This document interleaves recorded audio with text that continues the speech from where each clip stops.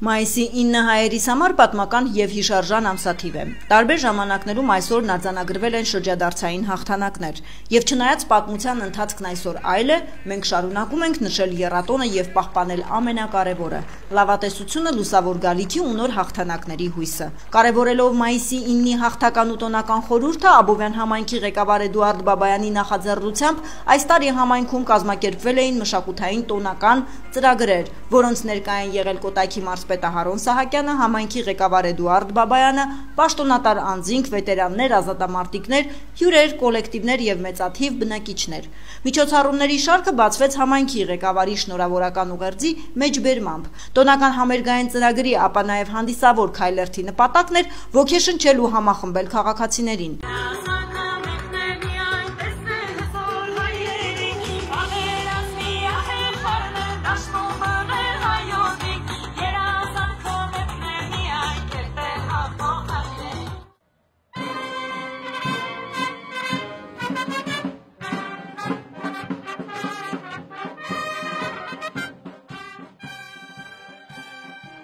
Թմբուկների զարկերի ներքո զինվորական նվագախմբի ուղեկցությամբ ներկաները մեծ երթով շարժվել են դեպի անմար կրակի հուշահամալիր։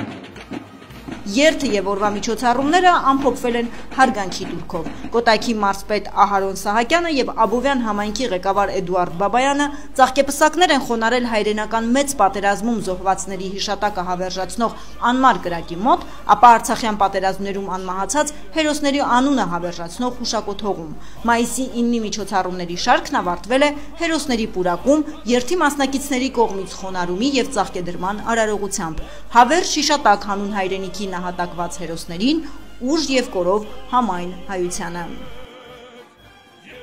Համայնքի ղեկավար Էդուարդ Բաբայանն այցելել է հետախույզ փոխգնդապետ Արցախյան 44-օրյա պատերազմի հերոս Վահագն Թումասյանի հուշանկյուն, ծաղիկներ խոնարհել մեծանուն զինվորականի հիշատակին։